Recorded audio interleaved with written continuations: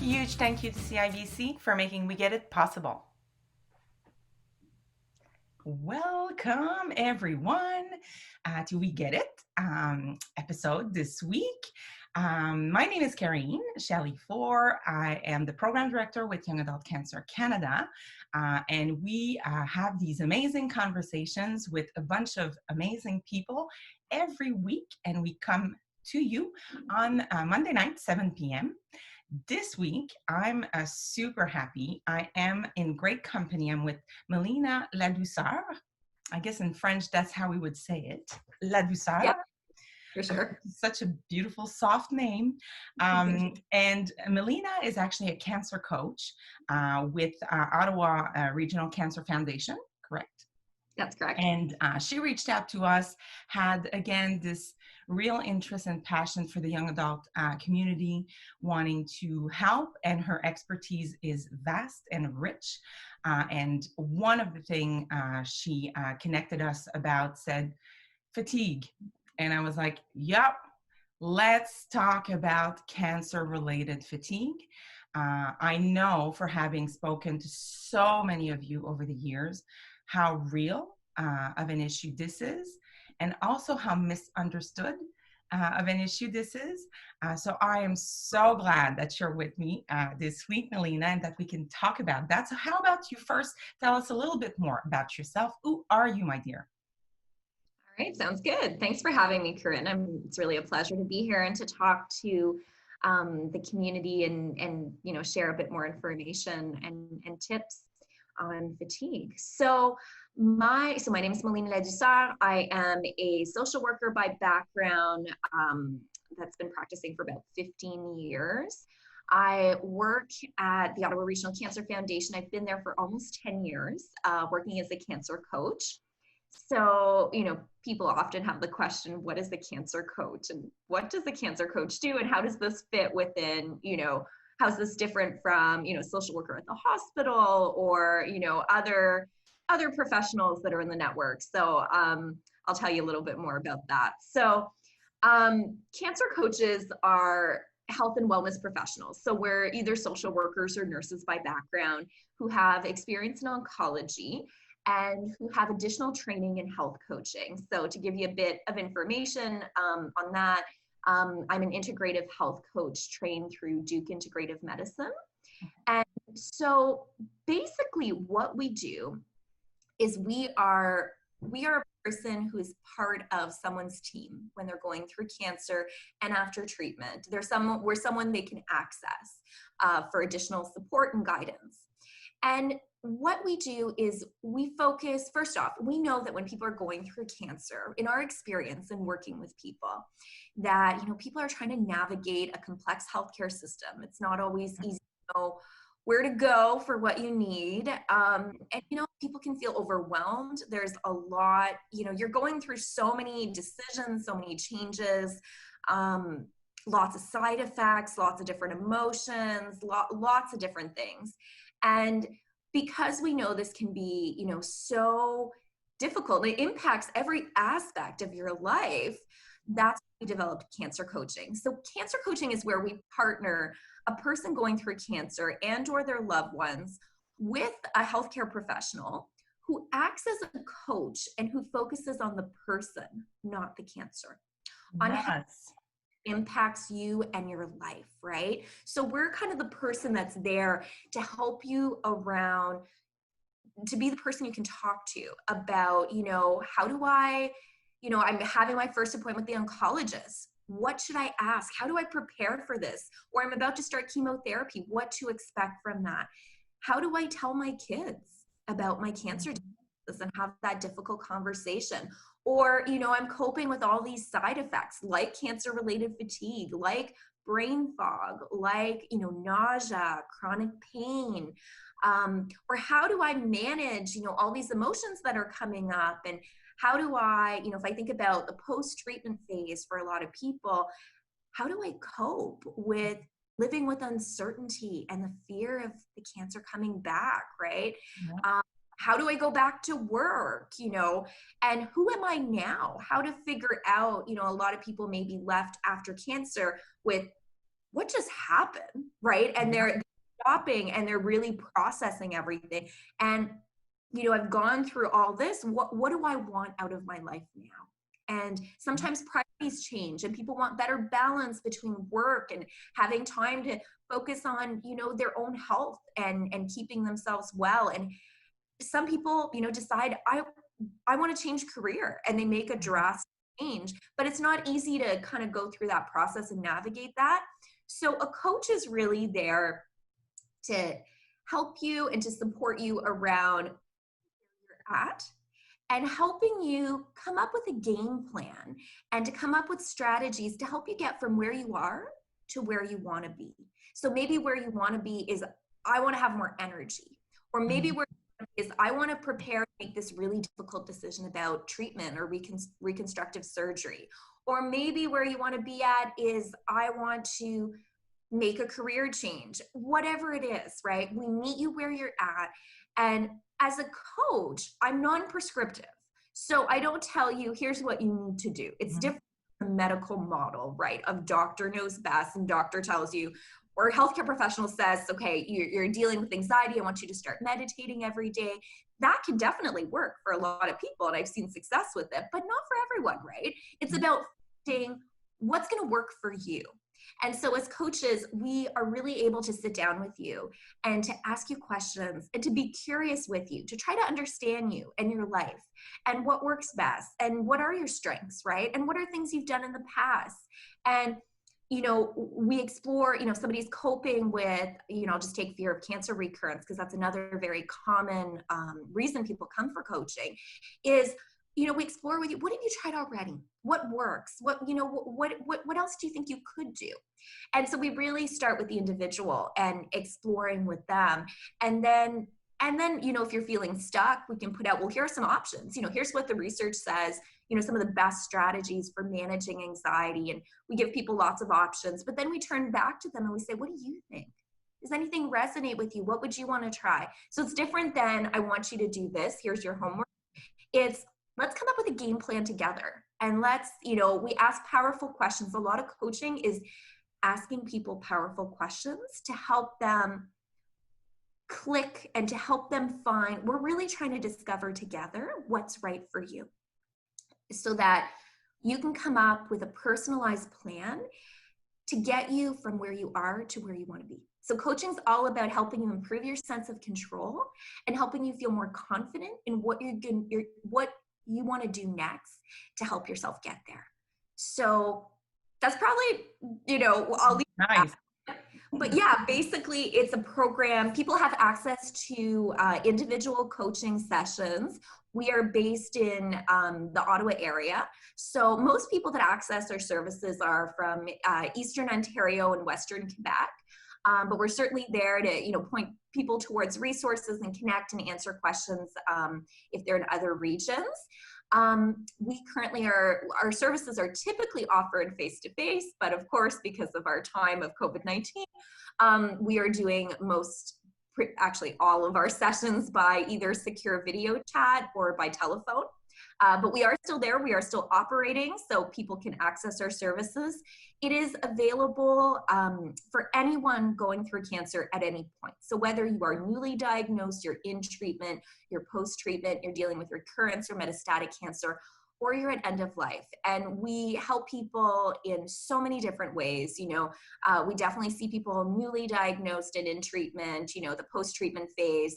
I've also worked with unfortunately, I've worked with young adults who are at end of life, and we've looked at, you know, what matters to you now. And we've worked on, you know, projects that are important to them, which is sometimes things like, you know, leaving something behind and creating something meaningful. And, you know, so we're there to coach through all of it. We also do provide coaching to caregivers.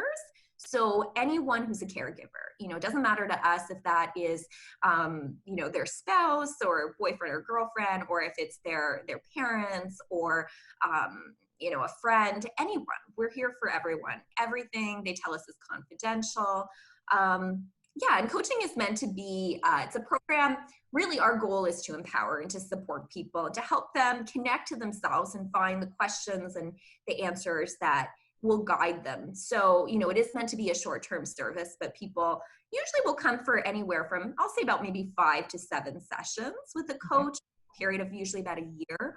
But it varies from person to person. So yeah, that's a little bit about me. And aside from, the professional hat, I'm a mother to a 5-year-old. I am a nature explorer and, a person who, has, many different interests and such.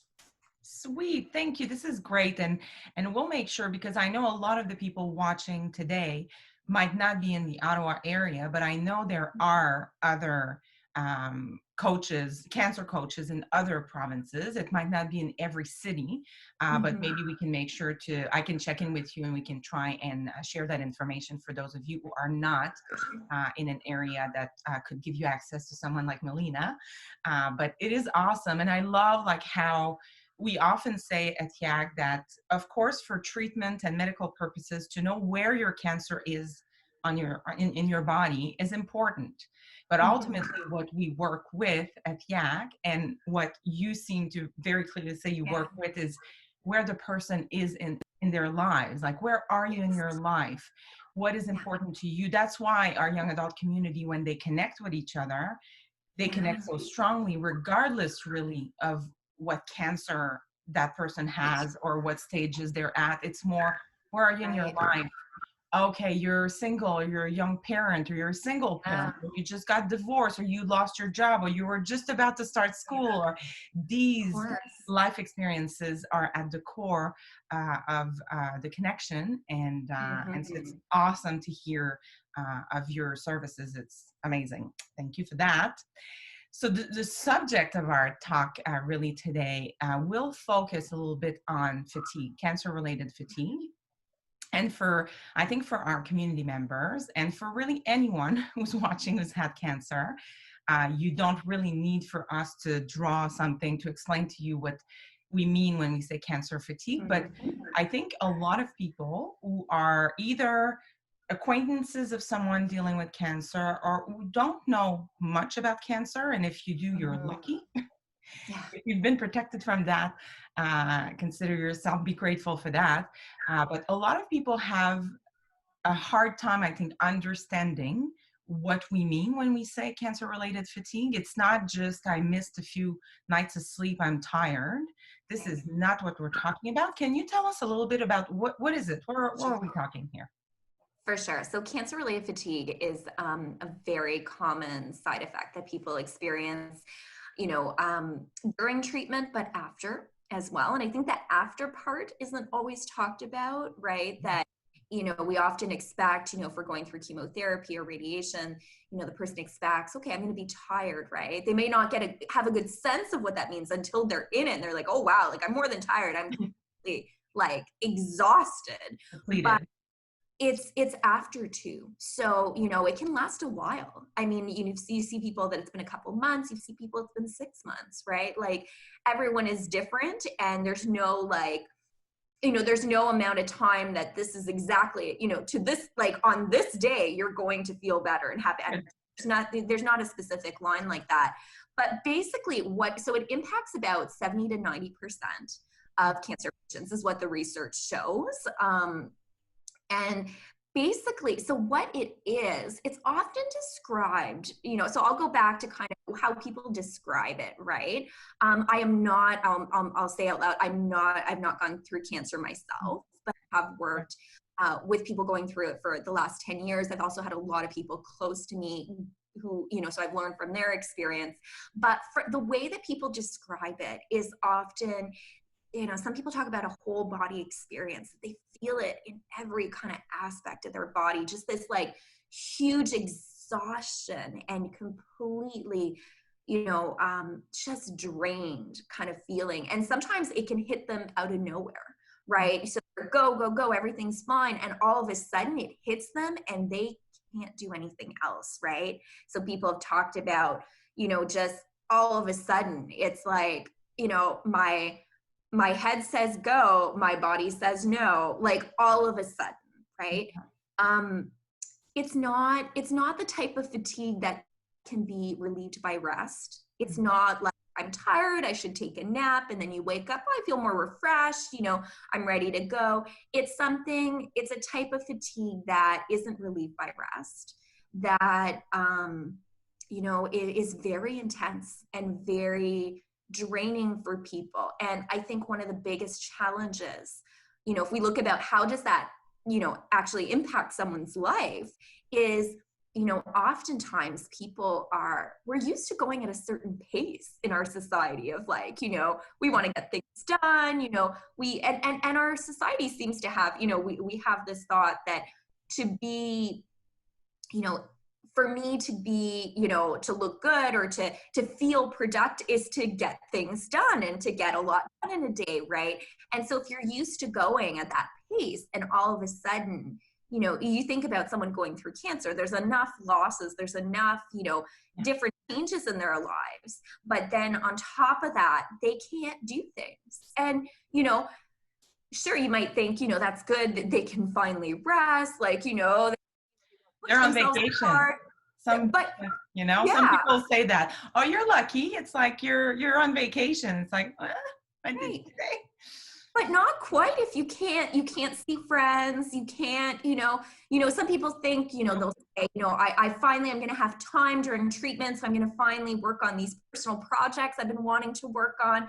But then you find yourself completely exhausted and you can't do anything. You can't get off the couch.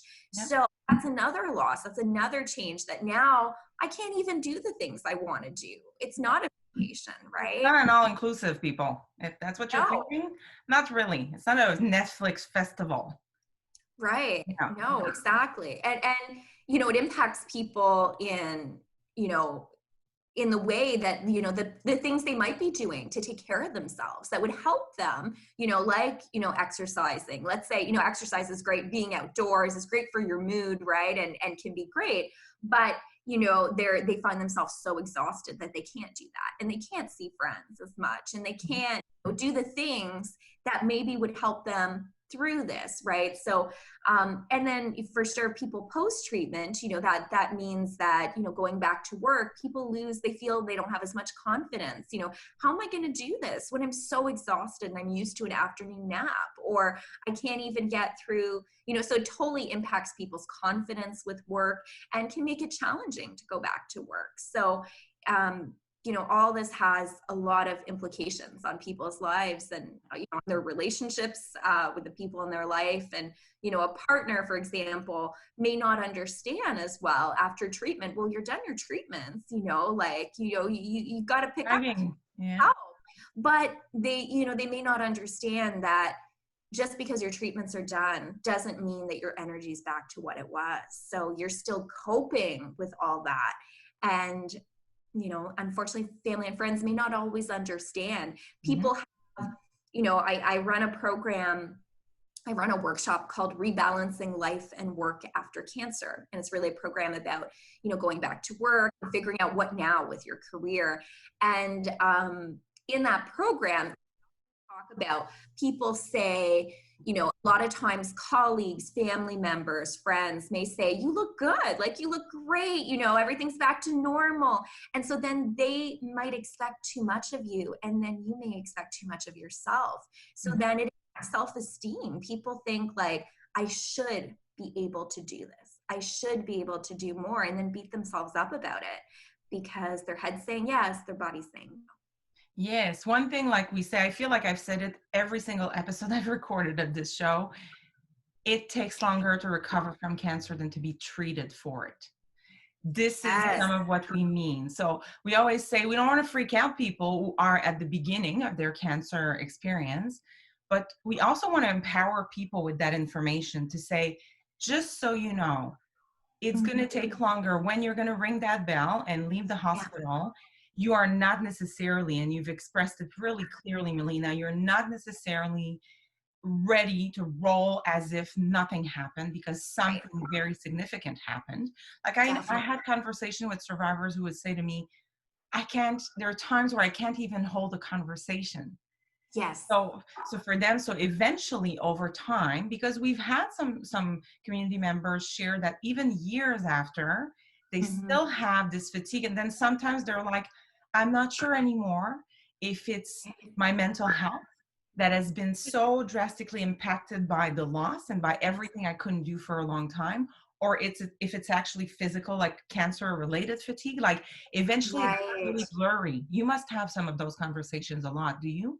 Yes, I'm glad you bring that up because there's a lot of factors that impact cancer-related fatigue. So, for example, a lot of people experience brain fog after Mm, treatment. yeah. Brain fog, for those who may not be familiar with the term, although I'm sure a lot of you are, is where you have difficulty with memory, you have difficulty holding a conversation, you have difficulty all of a sudden you can't remember your cousin's name, like all of a sudden people that you've met, you're finding that hard. You might have a hard time focusing, multitasking. And so these are cognitive changes that people can experience after treatment, and again that can stay for a while after. And so if you're experiencing brain fog, what happens is you have to work harder to function in the world. Mhm. And because you have to work harder, that's more exhausting. So you can see how they feed into each other. Because you're so exhausted and you're working so hard to focus, you're working so hard to remember things, and you're having to put a lot of energy towards that, you're more drained. And because of that, you're more drained and you're more fatigued and you're not feeling as confident, that can sometimes lead to depression. So, it's kind of, you know, uh, something that it can be very difficult for people when they're experiencing brain fog. Often, brain fog and cancer related fatigue, if you have brain fog, you often have cancer related fatigue. Right. Um, the other thing that can impact people is, let's say you're living with chronic pain. If Mhm. you're living with pain, that is exhausting and that takes a lot from you. And so if you're living with pain, then you're going to be experiencing a lot more cancer related fatigue. Typically, not to say everyone, but it's exhausting.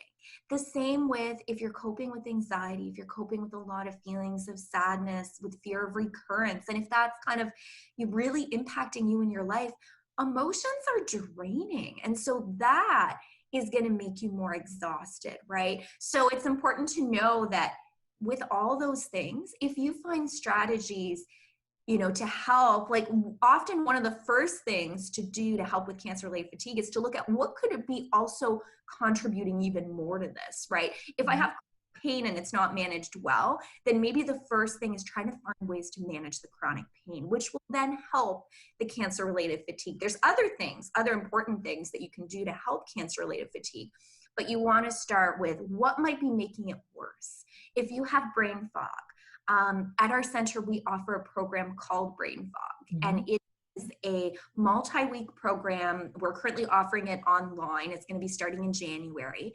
And this is a program that's there to help you, they call it like rebuilding neural pathways. So what happens is that, and my colleague can explain it better than I can, but the way that, she's explained it often to me is that it's kind of like when you have brain fog. Imagine a highway, and normally you drive your car and you're on the highway and everything's fine. Well, it's kind of like there's potholes in the middle of the highway now. So with brain fog, there's these potholes. And so it's all about trying to rebuild the neural pathways. So to patch up the potholes, right? And Mhm. learning strategies to manage brain fog will help cancer related fatigue.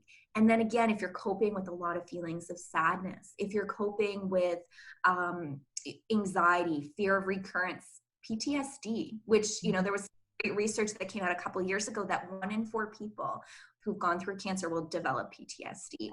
So if you're feeling any of that, a first step would be getting support, connecting with a psychologist, connecting with a counselor or therapist, someone who has experience in oncology, and who gets, who's had enough training and has worked with enough people around, what's different when you've gone through cancer and living with that fear or living with PTSD after and things like that.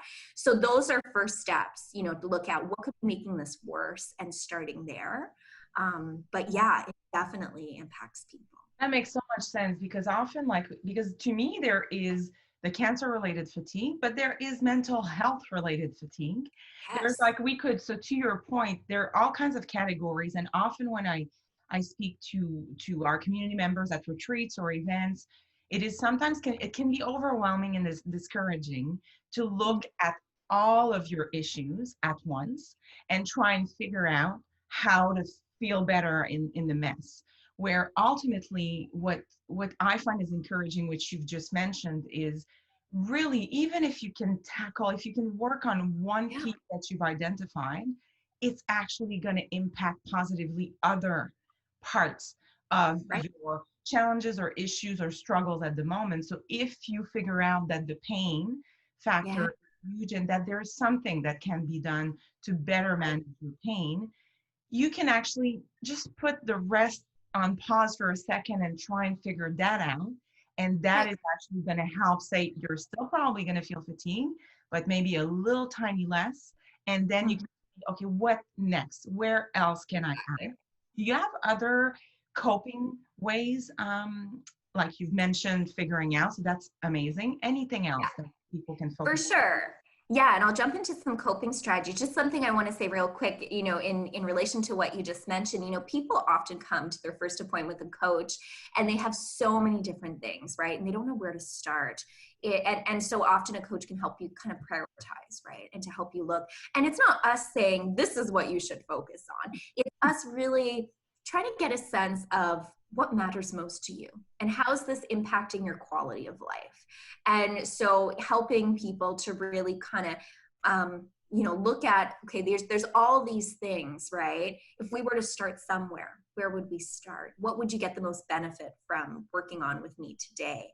And yeah, there's a lot of different coping strategies we can talk about. So, if I think about, some of the strategies for coping with cancer-related fatigue, the first thing I'll say is often one of the things that goes out the window when people are coping with stress and, they're going through cancer treatment are, we call it the seeds. It's, sleep, it's your eating habits, it's, getting enough exercise, it's all those different things, right? Hydration.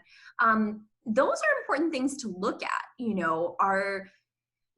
as coaches, we actually work with a lot of people around. People come for coaching around sleep and come for help around nutrition and physical activity. And as coaches, often people know what they should be doing. It's more the how. And that's where, as coaches, we can really help because our training is in how to help you make changes.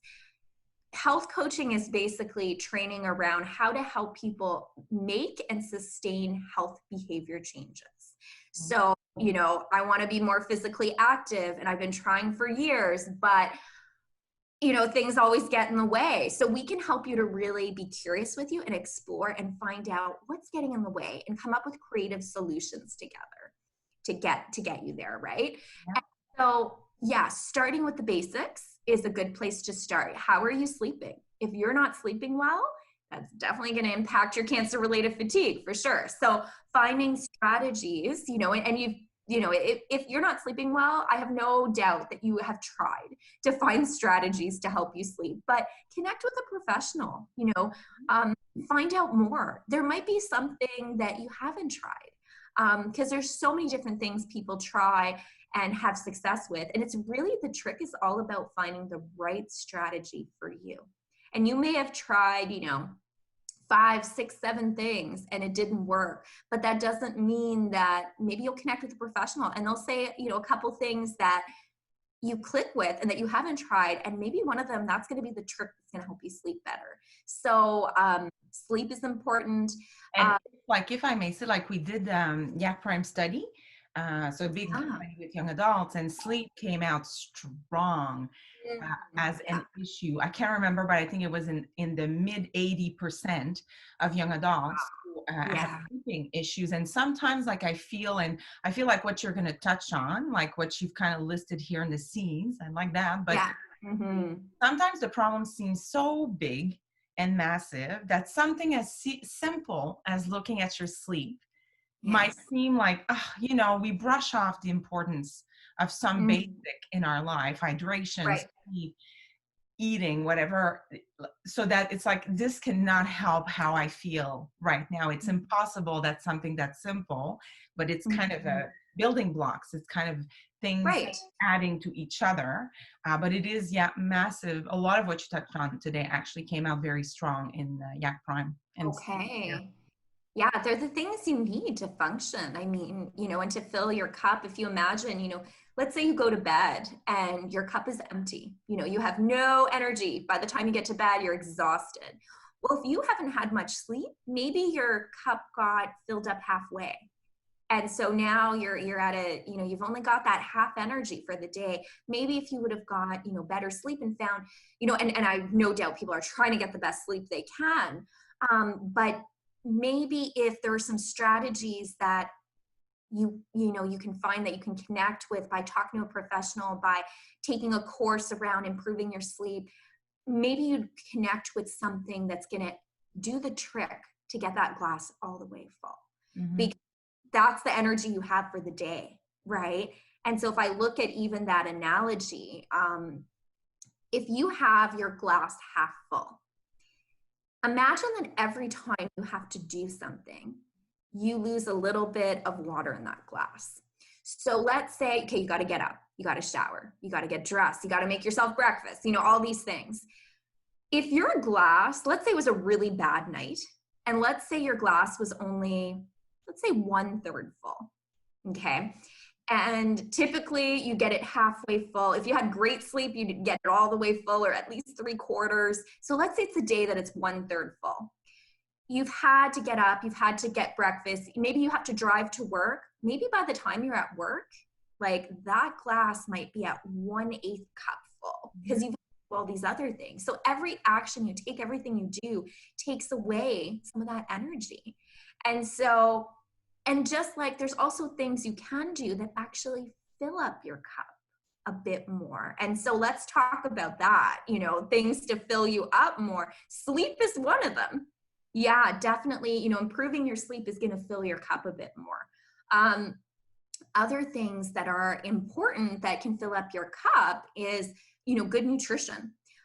We often know, we'll go to those foods that feel like caffeine. We can feel that it gives us energy and stuff, but it actually it gives you temporary energy and then it depletes you. So you want to have good energy boosting foods. So, I used to work with a dietitian and she would often say, with your, with every meal and snack, you ask yourself, where's your source of protein? Because protein is important. It's going to give you energy. And that could be animal protein. It can be non-animal protein. So, it might be meat or it might be, Greek yogurt, hummus, beans, nut butter, people will have an apple and they'll think, well, I had an afternoon snack, but I'm not feeling a boost. Well, maybe if you had some nut butter with it, right, that would give you that boost because the protein is so vital and important.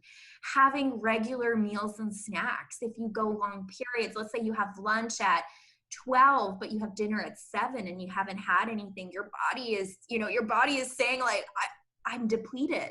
Your cup is going down. And so one way to bring your cup back up is to have a really good protein-rich snack that, comes whole foods, good foods, right? That can help. Make every mouthful count. Eat foods that will help get you closer to, getting more energy. Hydration is important. When you are dehydrated and you're not drinking enough water, that depletes your cup. So how can you, drinking regular water will get you back up, because when your body is dehydrated, it's freaking out. And so, finding ways to get yourself back up.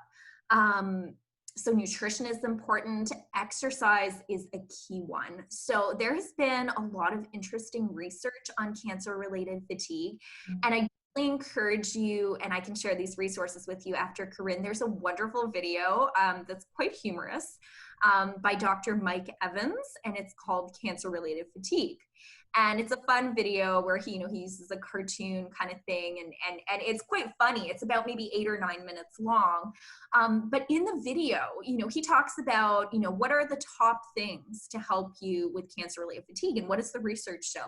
And the #1 treatment for cancer-related fatigue is exercise, which is kind of counterintuitive because if you are completely exhausted, I imagine somebody in treatment, on the couch, like can hardly, is feeling nauseous. And the thought of going outside and exercising is probably the last thing on your mind. But the thing about exercise is that at the beginning, it's exhausting, but the more you make it a habit and the more you do it, the more it actually gives you energy back. And so it is the number one thing that people can do. And any type of exercise, it can be going for a walk, it can be a jog, it can be swimming, hiking, and I think of people, sometimes I've worked with clients, I can remember a young man that I was working with, and he was used to going for like these 45-minute walks and everything. He was a very active guy. And then he got diagnosed with cancer. And excuse me. And, he found he had given up on that. Like, I can't do it, so I'm not going to do it. And, we looked at, well, what if you were to go for shorter walks? And to him, there was kind of like, oh, well, if I can't do it all the way, why do it at all? But he ended up doing it. And he ended up going for shorter walks. It was hard for him because he was like, I want to do more than this, right? But he actually, over time, that did give him energy. And then he was able to get back to that, right? So it's often those, like, starting small to get you back to where you want to be, rather, you're often not going to get up and be able to walk that 45 minutes or do that right away. It's kind of, you have to build up to it. But yeah, any type of physical activity, and for any length of time, like, something is better than nothing. But yeah, the research is very, very strong on physical activity to help with cancer-related fatigue. And so, and I mean, physical activity, you don't want it to be a chore, like, not everybody enjoys it, but try to find, like, what do you like? What do you enjoy? What's fun? And make it enjoyable. If you like, let's say you want to, like, just put on some tunes and dance in your living room. That's physical activity. If you enjoy that, that's your way to go. If you like being in nature, go out in nature. If you, if you enjoy, I can't think of ideas right now, but, like, just find something you enjoy. And, there's so many tricks in health coaching that we learn that can help you. So, for example, if you find yourself talking yourself out of it, so, you have this intention, okay, I'm going to get up tomorrow. First thing when I get up, you have to make that decision. The alarm goes off. Am I going to do it, what I said I would do, or am I not going to do it, right? And so to ask yourself, when that moment comes, what's going to happen. You say, oh, I don't feel like it. Like, I'll just stay in bed longer. I'll start tomorrow, right? And then the consequence of that is you feel like, oh, I'm never getting anywhere. Like, nothing's getting better, which impacts your mood, of course. And so what you want to do is, in that moment, you have a choice to make, and you actually you can't control the fact that we get these automatic negative thoughts, or these automatic, by the way, totally normal. To enjoy all of what you just spoke of. We all have those moments. For sure. You're human. Everyone has them. But what you can control is how you talk back to yourself. And so, you might say, for example, maybe what works for you is the second you notice that you're trying to talk yourself out of it, you jump out of bed and you're like, just do it. And you go before you can keep talking yourself out of it. Or maybe what you do is you start telling yourself why this matters. So you come back to your values. I mean, often in coaching, we're doing a lot of exploring with people. What matters to them? What are their values? What's their vision for the future? And often when we explore with people, what do they want for their health and for their well-being, and what they imagine? What would you like to be different in 6 months from now? Let's say we're working with someone post-treatment. They're thinking like, I'm looking at my life and, like, my priorities are different. And you look with them, what would you like in 6 months that's not happening now? And you create a vision with them. Often that's really powerful, because when people have those moments, I can come back with them to look at that vision that they wanted. And so it becomes more than just, today I'm going to hit the snooze alarm and not get out of bed. It becomes, you know what? I'm going to do this because I'm not going to go one more day without working towards what I want. And it becomes more about not letting your mind stop you from being at the place you want to be at. So even reminding yourself in those moments of, what really, I want to do this. I choose to is more powerful than I should. Mhm. I choose to, or I will. So I often tell people, like, say, I'm choosing to get up right now, even though I'm tired, because I know I'm going to feel better. I know I'm going to have a better day. I'm going to feel more energized. My mood's going to be better if I get outdoors.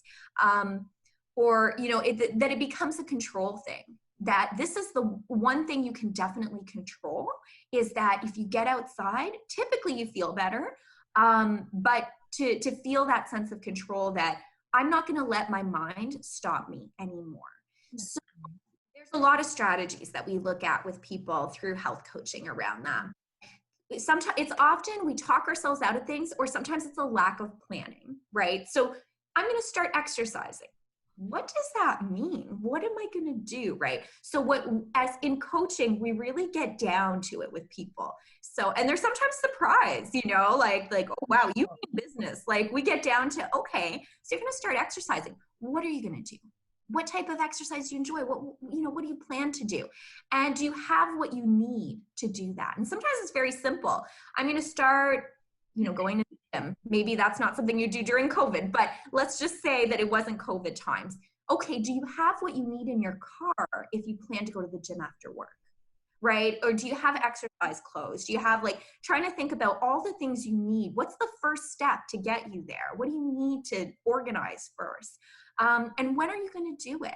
And how long are you going to do it? Is it something, are you going to go for a walk? Is this something you want to start to do every day? Is this something you're going to do 3 times a week? What does it look like?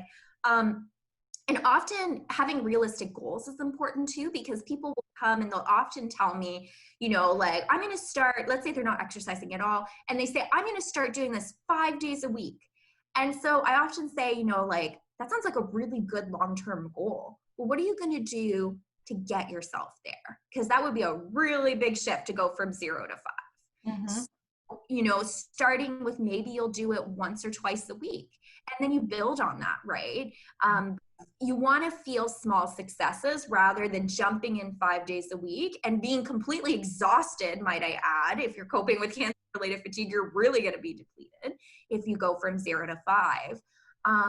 But yeah, there's a lot of different strategies we look at with people. Yes. So we've talked about nutrition, we've talked about sleep, we've talked about exercise. The other important things, we've talked about hydration. So there's also, Yep. Go ahead, sorry. And I'm just mindful of the time, but if you have a few key points, I would say let's bring them in to make sure people have as many tools as possible. Sounds good. Let's do that. So I remember I was working with a young woman who, was talking about, the different things that exhaust her. And so she ended up actually, one of the strategies she came up with, which was really helpful to her, is she made a list of what are the things that give me energy and what are the things that deplete my energy. And so the things that gave her energy were things like, she had a young child. So it was spending time with her child. I mean, that can also exhaust you, but there were some really meaningful activities she would do with her kid that would just bring her joy, and they would give her like a little bit more energy and positiveness, right? Things like seeing a really good friend would give her energy. The physical activity she had, kind of built that in her routine was giving her energy. The things that depleted her energy were things like housework and certain people in her life that just, it was really certain family members, right? Like, it was really exhausting. So it became, she had this list, and with everything, again, you imagine that, let's say she had that 1/3 cup full that day because she didn't sleep well, or because that's what she's used to functioning at. Because sometimes you function, even if you're getting good sleep, you're still coping with cancer-related fatigue, and maybe you just don't have a lot of energy. So she started to connect that with every action, with every decision she made in her day, that she had to decide how she was going to use her energy. Did she want to take that phone call from a family member that she knew would be really draining? Or instead, did she want to keep that time to do a pastime of hers, or, some crafting or something she enjoyed, right?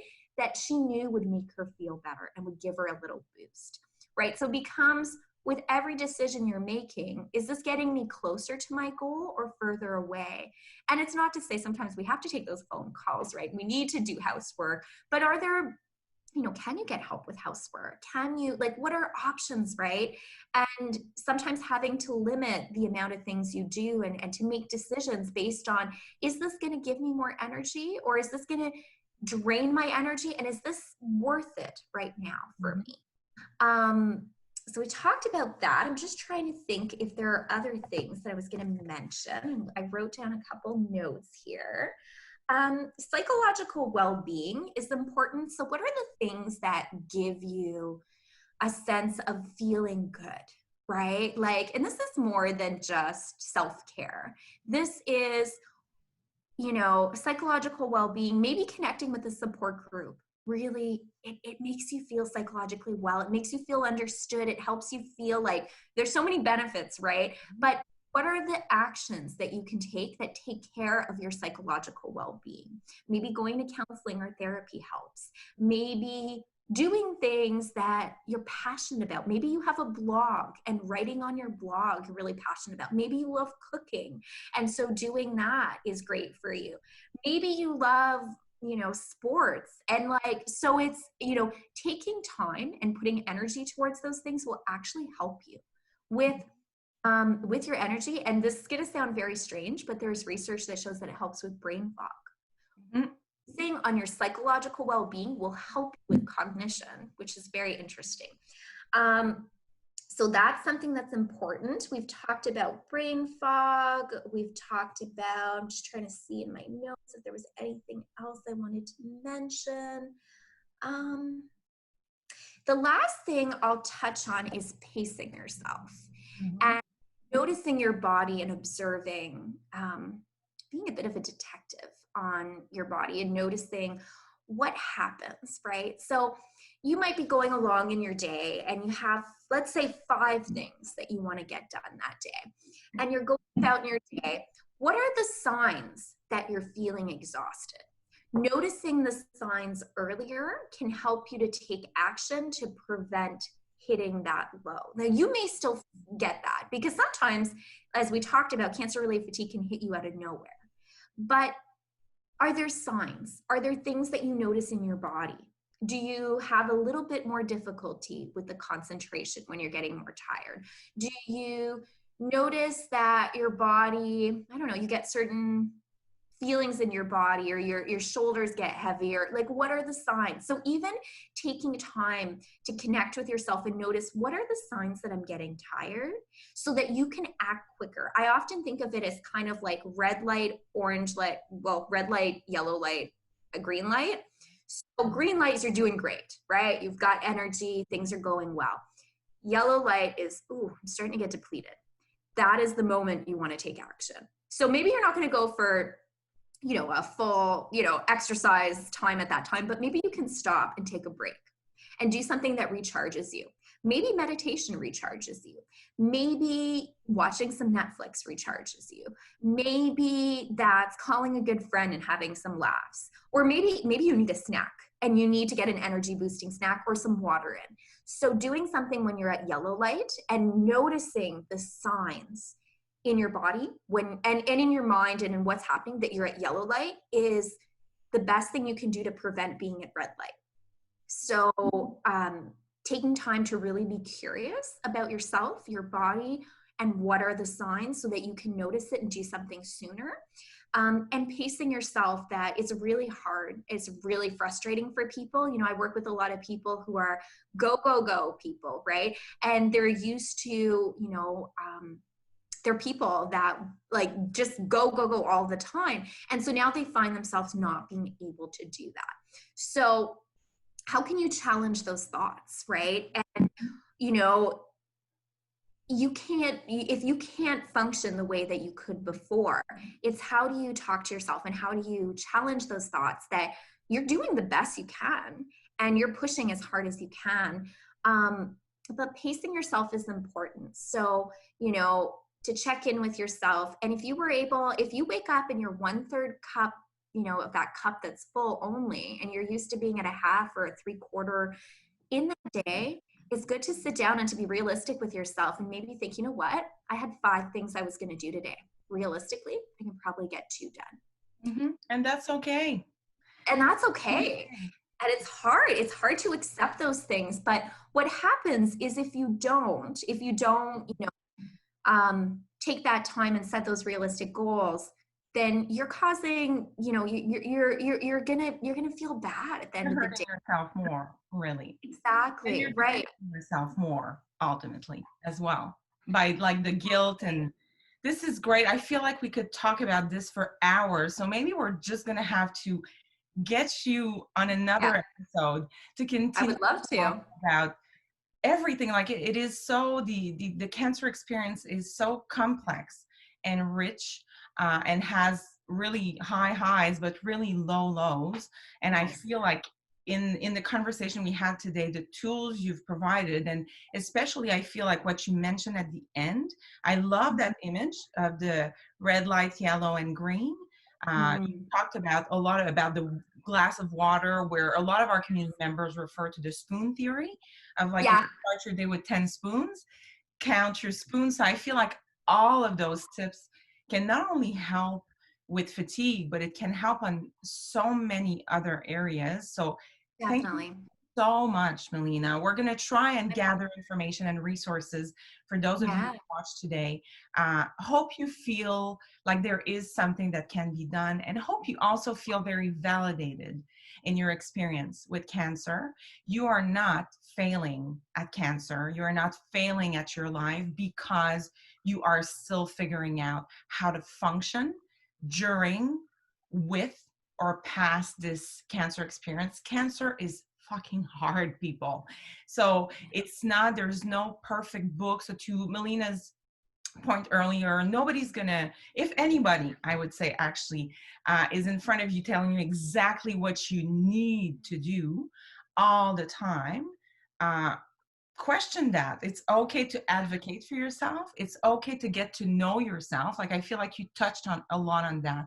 Get to Yeah. know your body, get to know as well the the people, experiences, activities that might actually be sucking life out of you and not kind of uplifting you and giving you energy. And the more, with the curiosity that you've mentioned quite a few times today, to be curious about that and to be easy on yourself.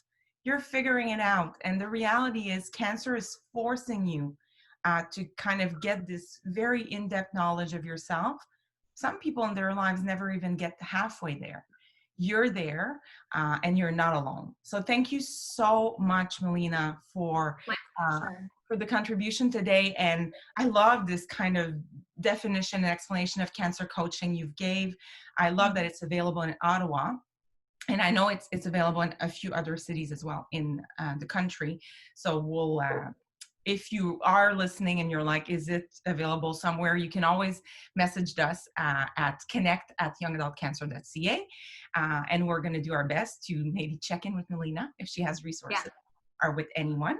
So as I'm leaving you, thank you again. I think we're going to see you again because I feel like you have so much to offer. Would Uh, be happy to join you again for I'm sure. super So grateful. whatever other topic yeah, for sure. I feel like, yeah, you have a lot, you touched a lot on today that I'm like, oh yeah, oh yeah. So, hey, we'll just do it. So until we meet again next week. So next week, I'm going to be with my beautiful friend, Genevieve Stonebridge, who works with Inspire Health in Victoria. And we're actually going to talk about self-compassion with Genevieve. So those of you who know Genevieve, you know it's going to be sweet and interesting. And I feel a really nice way to explore and get to know yourself, and find your pace and find where your red, yellow, and green lights are in your life. And leaving you really with what I do every Monday on social media is a reminder. It might be, the end of the day for you or the beginning of the day when you're watching this, but wherever you are in your day, however you're feeling, remember to just breathe. A good deep, deep breath without choking can be really helpful to bring us back to where we are, and to just sometimes stop us for even just a second. So the power of our breath cannot be underestimated. Aside from keeping us alive, it can actually really help our entire body. So just breathe, people. Have a great day, evening, week, whatever. And we'll see you next week. Thanks again, Melina. That's good. Thank you. Bye. Have a great day, everyone.